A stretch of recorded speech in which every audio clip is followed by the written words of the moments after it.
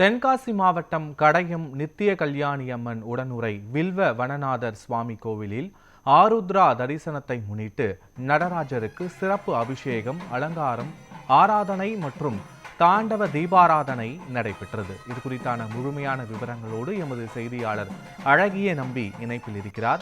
அழகிய நம்பி, வணக்கம். முழு விவரங்கள் என்ன? வணக்கம் பத்மநாபன். தென்காசி மாவட்டம் கடையத்தில் அமைந்துள்ளது வில்வ வனநாதர் சுவாமி திருக்கோயில். இது கடையம் ராமநதி அணைக்கு செல்லும் வழியில் இயற்கை சூழ்ந்த சூழ்நிலையில் அமைந்துள்ளது. இந்த கோயிலின் சுமார் 800 ஆண்டுகளுக்கு முன்பு கட்டப்பட்ட இந்த கோயில் மிகவும் பிரசித்தி பெற்றதாகவும் மக்களுக்கு மிகவும் விரும்பும் கோயிலாகவும் அமைந்துள்ளது. இங்கு அனைத்து சிவாலயங்களிலும் நடைபெறுவது போன்று திருவாதிரை நிகழ்ச்சியானது விமர்சையாக கொண்டாடப்பட்டு வருகிறது.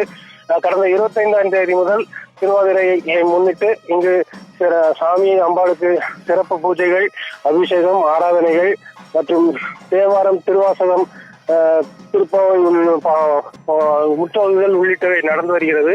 10வது நாளான இன்று திருவாதிரையை முன்னிட்டு தாண்டவ தரிசனம் நடைபெற்று வருகிறது.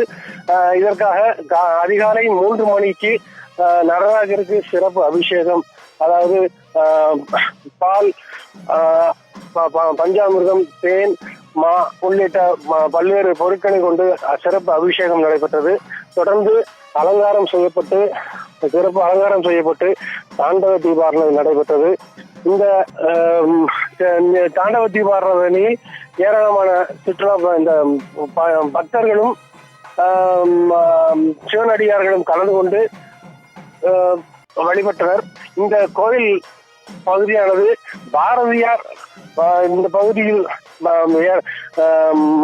இருந்து ஏராளமான கவிதைகள் படைத்துள்ளார் என்பது மிகவும் குறிப்பிடத்தக்கதாகும். பத்மநாபன். விவரங்களுக்கு நன்றி, அழகிய நம்பி.